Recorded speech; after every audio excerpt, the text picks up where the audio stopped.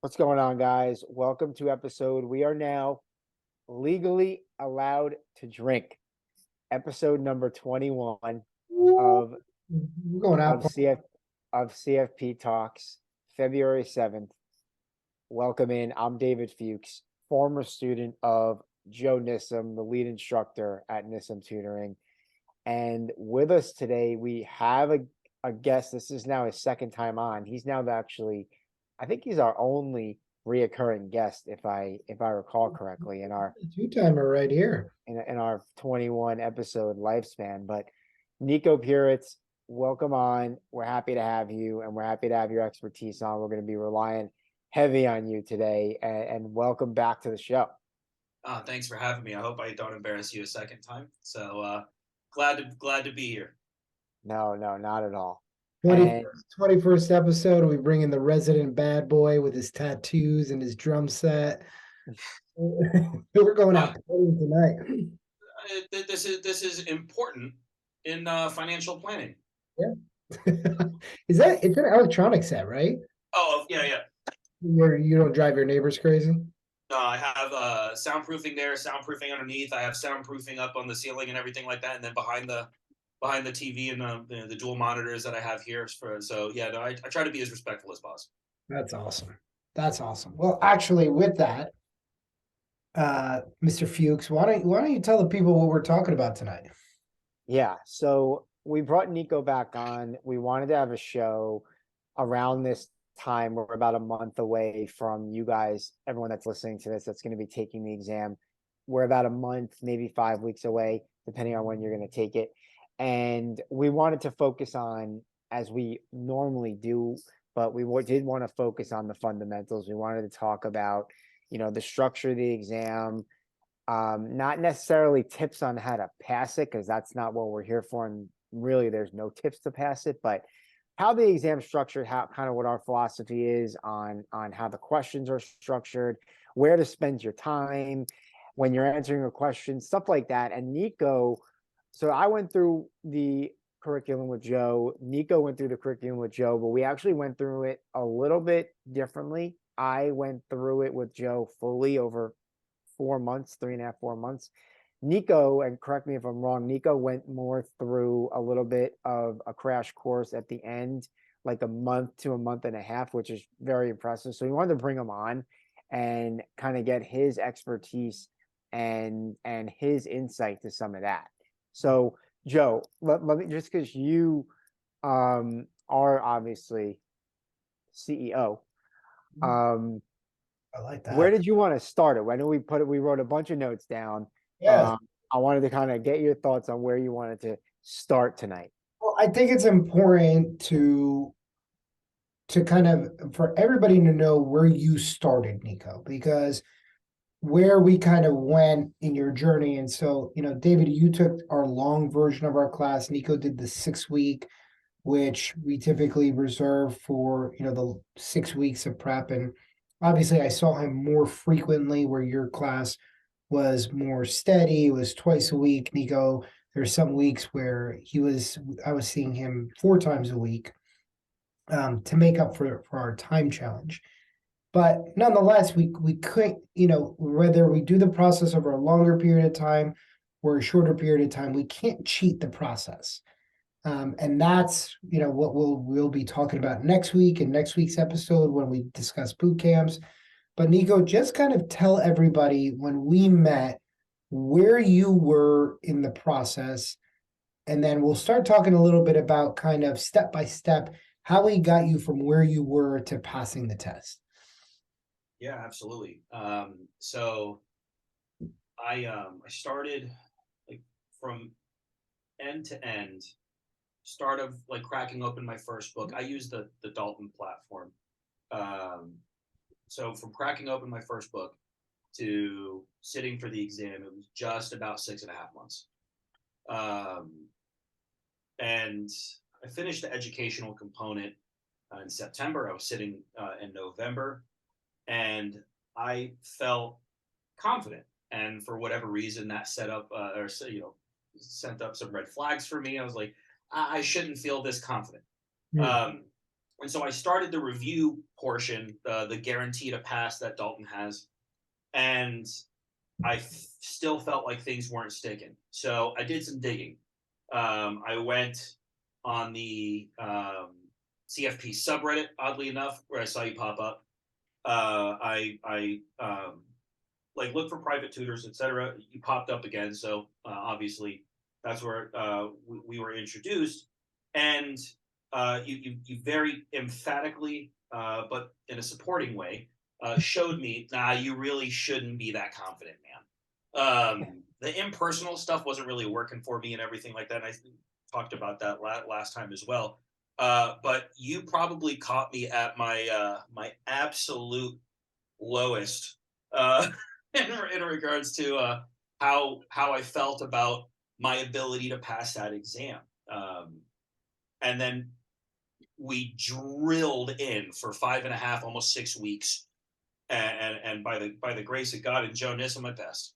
The believable, that's beautiful. Okay, so that is a great starting point, and David, you can probably attest to that. Is that where I meet everybody, I put everybody through about their 10 or 15 question rubric just to see where you are and how much of fundamentals that you were able to absorb through your education.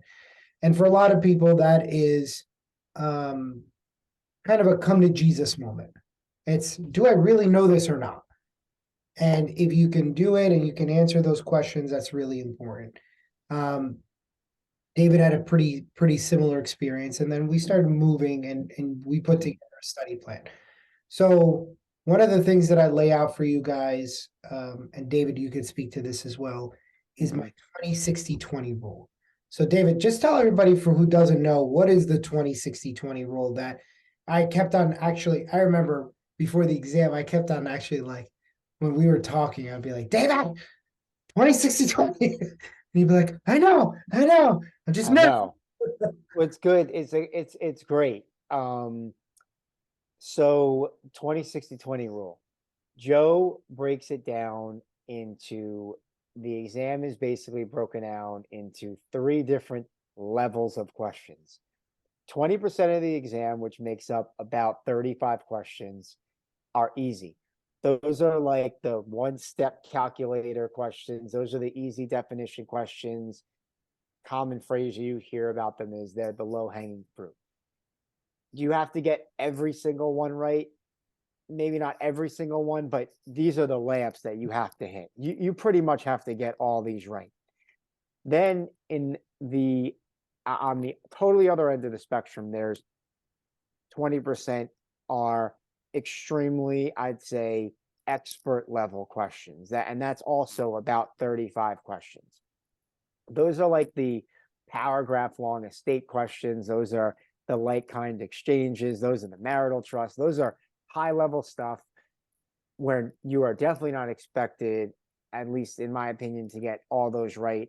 But you need to answer some right, and you can kind of move on from there. Then in the middle is the middle 60%. So right in that middle are intermediate questions. That makes up about, let's call it 100 questions. And that's everything else. So that's the 20-60-20 rule. And it's not, what I took from that is not necessarily to learn like, oh, okay, so that's what they do. They give us 35 easy ones, they give us 35 hard ones, and then they give us 100 middle ones. It's so you know where you can basically almost guarantee you're going to get points here, and you know you're probably not going to get as many here, and you need to make up for it somewhere in the middle or somewhere in the beginning. That's a 20-60-20 rule, copyrighted and trademarked by Joe Nissen. Oh, I like that. I actually have to trademark it now. You should.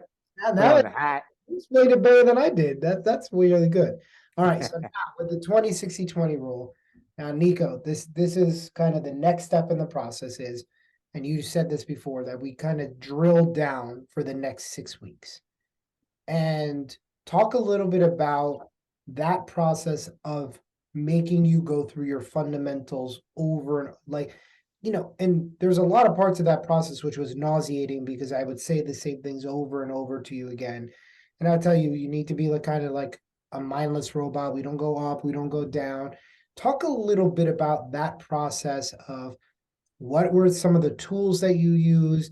How did you get yourself to kind of sit down for those long periods of time, just focusing on what most of us would consider be kind of the boring, not fun part of the exam? Yeah, absolutely. So just to kind of pick up where I left off last time, right? When I say that, like, our first time meeting, when you say you drew up a study plan, etc., it was like a freaking grid broken down, bunch by bunch, trademark Joe Nesson, Thank you. and down to the day, all the way from the end of September to till literal test day, right? And I felt like I was starting from zero. And so when we were starting to really hammer home the fundamentals, like, all right, cool. So how this is going to work is we're going to have a more all-encompassing and enveloping review. We're going to assess where the weak areas are. We're going to, mindless robot, we're going to drill down on the topics bit by bit, rotating them to make sure that we can keep everything fresh, so that you can build on your knowledge base. Because my job is not to get, like, I distinctly remember, my job is not to make sure that you're perfect. My job is to get you to pass. And I was very far from perfect and far from passing. So how I was able to drill down and do the boring stuff, it I kind of like the stress to a degree of having that immediate 5 feet in front of your face purpose. Like, I have a goal that's right here. I have to do this. This is how we're gonna do it. It's gonna suck, but it's okay. And so that's why you told me, like, you're not working out for pretty much this month. Yep. Relax. This is more, and it took me probably 2 seconds to be like, okay. So it was definitely a challenge, but I had the distinct benefit of having this in my mind at the time, like this large lofty goal, literally within throwing distance, essentially. So it was really easy to translate the concepts that you were going over with me into real world applications that I would be using immediately, right? So that's how I was able to do it. Well, that's great. And I think there's something to be said for having, I think that when you start looking at CFP, it's like hiking a mountain and looking straight up, and you're going, how the heck am I going to get to the top? And you start circling around and you do it, and then you're like, oh, look at this, I'm halfway up. And it's just kind of like focusing on that next path. And that's part of really kind of the emotional management of the process. Let's get a little bit into kind of the drilling here. What did you find most helpful to learning those fundamental concepts? We did some combination of case study. We did some combination of flashcard. Obviously, we did a lot of practice questions. Even within doing some of those questions, we went open book and then we went closed book. Right. What do you think were some of the tools that laid out, or was it some combination thereof? It was definitely a combination, right? Like I am by no means like the smartest individual in any given room that I'm in. I don't even pretend to be. Absorbing information and being able to utilize it is something that I'm halfway decent at, right? The sensationalizing positives and negatives within a preparatory kind of environment, that's a challenge for me. And so when we were going over various concepts, like, I particularly struggled with taxes, as I'm sure many people do.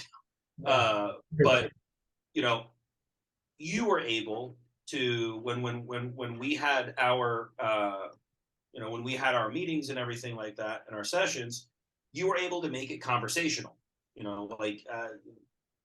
kind of giving me some anecdotal experience and like little quips about, you know, IRS tax favorable treatment for concept A, B, or C, whatever the case was. And so if I was able to just kind of talk with it or talk around it with you, like it stuck because that's easier for me to remember. And so then taking that, right, and then going to the practice questions, whether they're open book or closed book, like I'll get like, oh, I got 1, 2, 3 in a row, and then I got 2 in a row wrong, as opposed to, you know, like yelling at myself or just like down in my whatever. It's feedback, move on, feedback, move on, feedback, move on. And so what that was able to do was it was able to cultivate a best practice on how to study, and then we drilled down on the more rigorous concepts on how I study and how I retain information. So it was a good little combination about the practice and of the actual studying, and then how to really synthesize the information and have it ready for recall. So 2 things at once. It was good. And what do you think, like, how helpful, you said 2 things. How helpful was the amount of repetition that I made you do? And then how helpful was that conversational piece that I made you actually talk it out? That's kind of my Jedi mind trick, because I make people say it back to me. That's how I get to, make you guys teach me back. No, for sure. And you know, that's coincidentally how I learn and how it sticks, right? So getting to me to talk about it and teach it back, that made the information infinitely stickier. And so when I had to go make another pass around any sort of subject matter, practice question wise, it was that there were increasing amounts of questions that were reactionary for me, like, oh, this is what this is. Okay, cool. Yeah, no, we talked about that. We talked about that. We did this. We did this. And so I found that jump from week 1 to week 2 what was gargantuan, where the scope of what I felt I needed to learn was, a mile wide. That scope shrunk immensely because of having the conversation, making the information sticky, repeating the concepts. It definitely had a synergistic relationship between the 2 components of how you drilled everything down. Interesting. David, you have anything to add to that from your experience? I mean, you guys had kind of very kind of mirroring experiences with this. So anything to add to that? I mean, Niko touched on the repetition. I think that's something that was huge, because it's not necessarily, people think repetition, they may think like memorization, but it's not. It's more so just getting used to, going back to the theme of the episode, but getting used to going through the motions and into the fundamentals of answering like whatever tax question, just because Niko's talking about tax estate. I think the repetitions was huge, going through that with you, and just to kind of nail down on the fundamentals. Like, just to analogize it, Joe, you used this before. Like, after practice, Kobe used to sit there and not leave until he hit like 100 free throws or whatever, 700, whatever it was. Like, that's not like memorization. That's just him like nailing down the fundamentals of swish, swish, swish every time he steps up to the free throw line. And how many times did he show up with 5 seconds left in the game, down by 1 with 2 free throws, nailed both free throws, the Lakers won the game. So that to me was huge. And then everything else Niko touched on, We call it muscle memory, right? I mean, yeah, I didn't want to say muscle memory just because I don't want to allude it to memorization, but yes, say it that's right. without saying memorization, it is muscle memory. Just But you gotta know what it feels like. Right. Yeah, exactly. Like anything, like baseball, basketball, etc. You have to. You're not necessarily memorizing like the environment, so to speak. you're memorizing every component and every facet of how that moment feels. This is what this particular subject matter elicits, from me. I'm uncomfortable here, so I'm going to repeat it. Oh, okay, cool. So this is how these questions are, like kind exchanges. We went through so many of those. Yeah. I actually had 3 on the exam, but no, the repetition on, oh, this is how these questions are set up. This is how you set your process up. This is how the questions are asked similarly enough to catch the careless ones that don't read me. And this is how you set this up. This is the subset of what they're asking for in situation A, B, C. And so, yeah, it's memorizing the feel and the atmosphere around the question and every component of it. So you get the repetition, like, I've been here a million times in every permutation of this question. Let me read it. I know how to set this up. Yeah, and in learning, in when it comes to sports, we call that muscle memory. But in learning, we call that, it's called unconscious consciousness or subconscious consciousness, one of those two. I can't remember exactly, but it's, and the when I was learning about this, the gentleman who was going through it talked about it with driving, right? It's like taking the same road home. Like you go somewhere new, and the first time you come home, you're like, wait, do I make a left here? Do I wait, I don't know this road. There's a light here.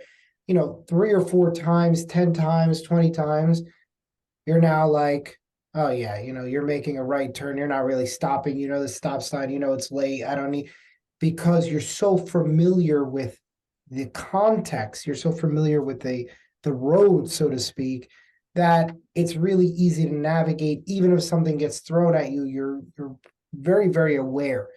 And with driving is a great example, because I don't know if you guys remember. Do you guys remember getting your first time on the highway? Yeah. Maybe, yeah, not really. I remember driver's ed. I'm like, like you're 10 and 2, and you're like, like it was like a mental effort. You come home, you're exhausted from driving, and years later, you're just like, you're turning the wheel with one finger. And that's kind of the same idea that we do here, if we're lucky enough to get to the repetition. I'm going to throw this out to both of you guys. With the open book, I really emphasize you guys not mindlessly clicking to get an answer. It's kind of one of my biggest pet peeves with using a question bank and using practice questions in general to learn. Is it's really easy. Like, we have great technology. Like, to put it in context, when I took CFP, there was no electronic platform. So whatever questions that you got in your binder were the questions you had. So you had to make the most of those questions. When I took Series 7, it came in a binder. Like, they gave you one answer sheet, and I had to go to the copy machine and make copies of it to have extra copies of it. Like, that was a big deal back then. So, we didn't look at 10 practice exams, or, I think we got maybe even 5 or 6 of them for Series 7, and go, holy crap, like, I had to make use of every single one of those. And I drove that home with both of you guys. But, and David, now that you're kind of on the other side of this too, and you're seeing other students and you're doing some grading in the cohorts, I want to hear you, Niko, first, and then I want to hear you, David, second. But how important is it for you to work for the answer in open book versus just kind of clicking and getting the answer? Right? Because I know that everybody's instincts go, if I don't know it, I'm just going to click, I'm going to read the answer. You get another question like that, and you don't remember. In fact, the thing that you end up remembering is the thing you answered last time, which was wrong. So talk a little bit about how working for that answer starts to draw the connection of concept.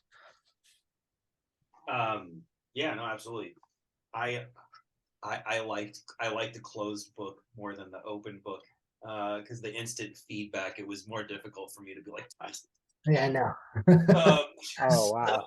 I hated the closed book. I loved when I clicked it and got the answer. But yeah, I mean, either way, it's just kind of like, deferring your self-flagellation or getting it instantly. So I'd like to put it off for a little bit later. But no, so I know, like, my inclination, right? Like, personally is like my internal little really monologue is like, just click the answer. It'll be fine. Don't worry about it. Move on to the next. We'll get it next time. And so I know that if I give myself an inch, I'll take a mile, right? So that took about a week that took 2 practice quizzes for me to figure out, like, let's not do that. So Joe, if you remember, I actually, I had the physical pages, the PDFs printed out, and I would circle them. And if I didn't know it, I'd go into my text and I try to keep that to an absolute minimum. I give myself like a little bit of a timer, but that's just me. Like if I couldn't get that answer, if I didn't even know where to look, it's nowhere near my answer to guess. If I couldn't get the information within a particular amount of time in the right section, I don't know it, and that's totally fine. Let's move on, and then circle back. Because if I had it my way, I would have gotten the screw it, click, got it, next. But that helped me immensely, because then when it was time to go to the closed book to really hammer home the information, right? Like, I wasn't just reading the answer that was regurgitated to me by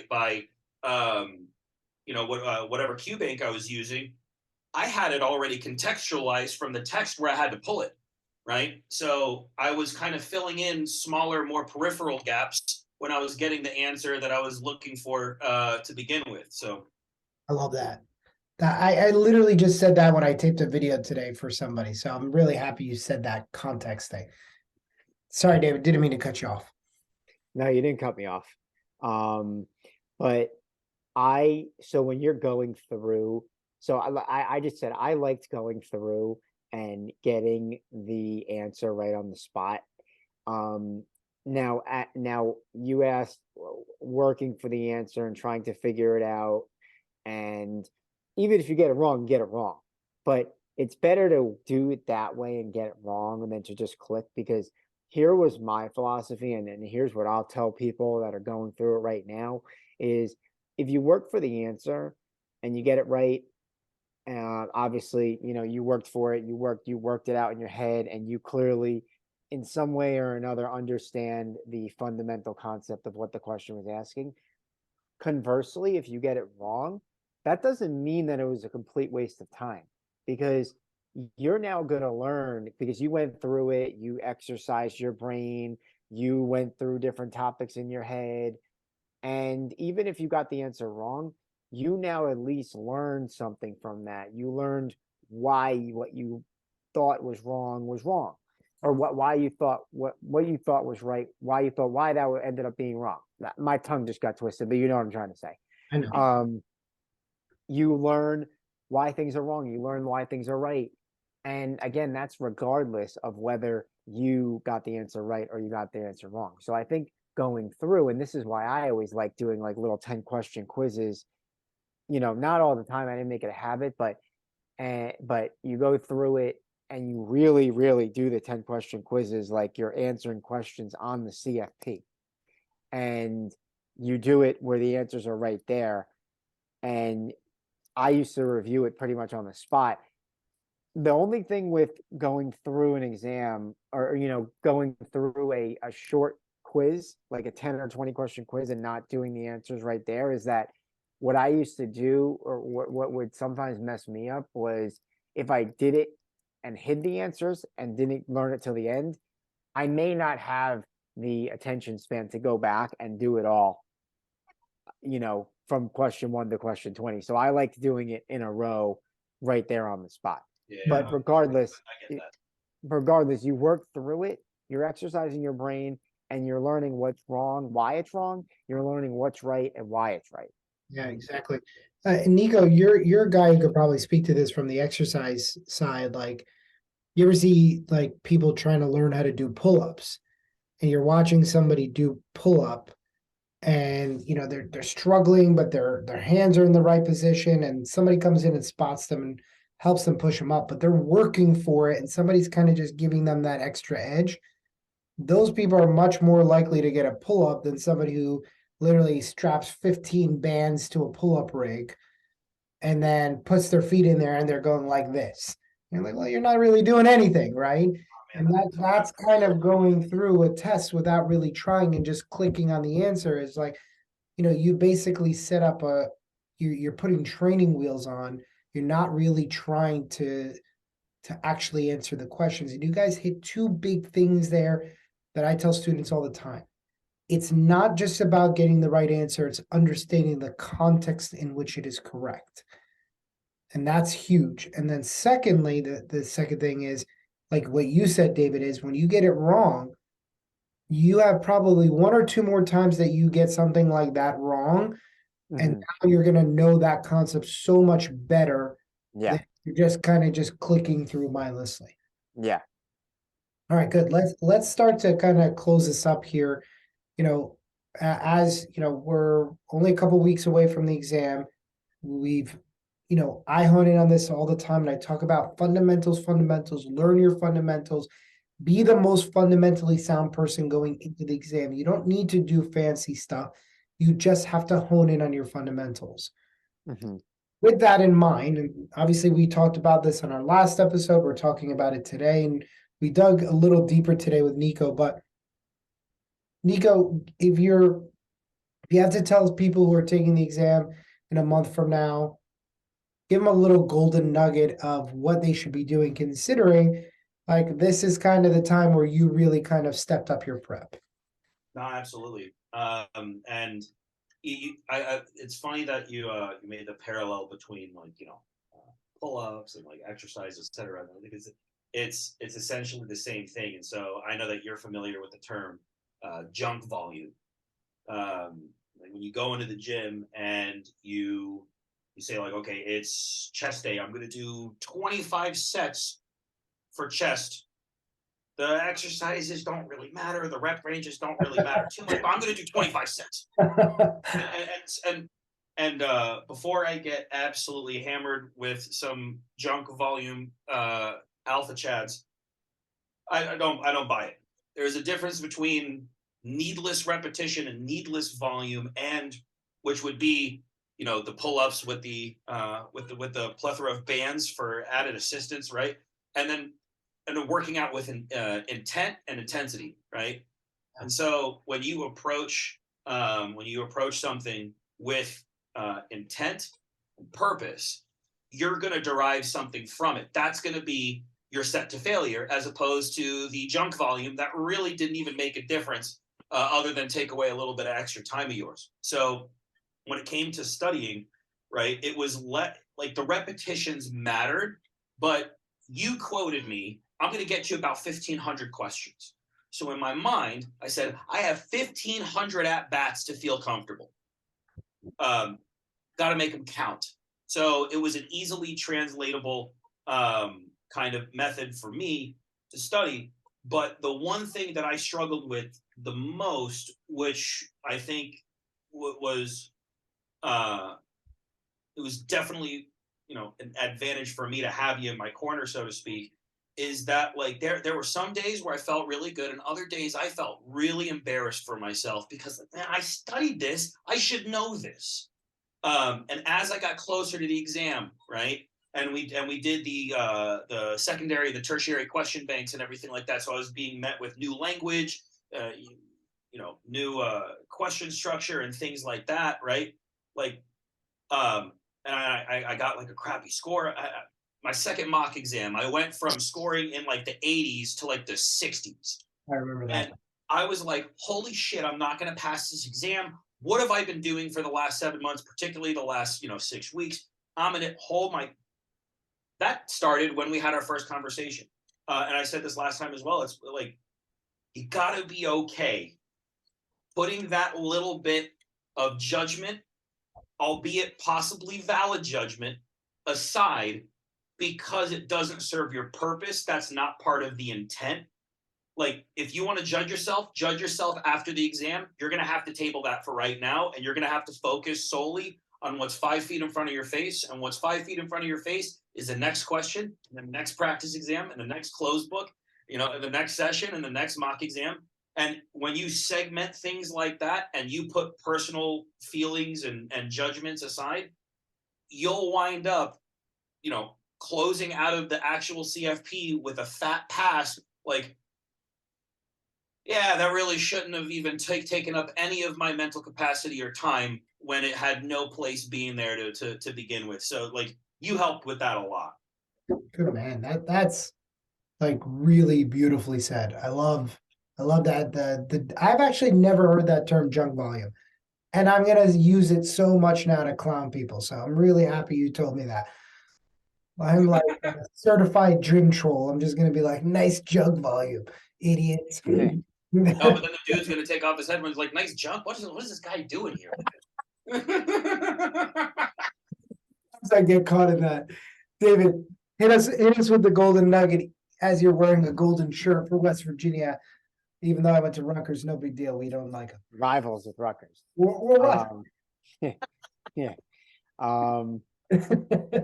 So Nico, man, you took up a lot of space right there. What you didn't leave any material. You warned me against it. I did it anyways. I'm so sorry. You didn't leave any nuggets for the rest of us, dude. It was an entire bar, man. He gave us the entire safe.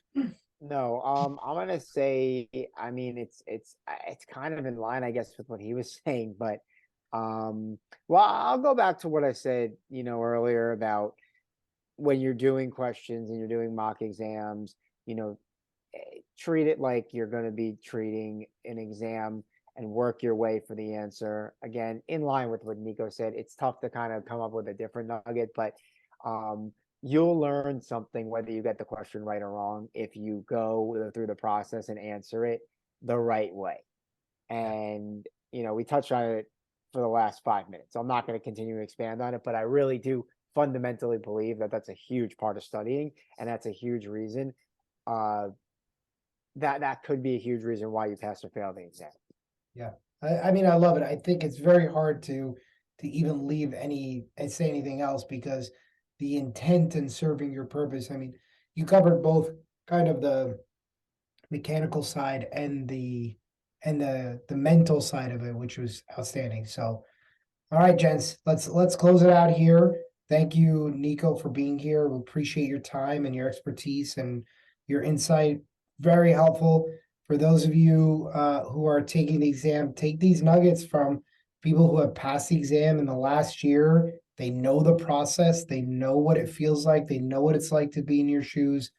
Kind of listen and try to take away as much as you can. And we'll see you guys next week.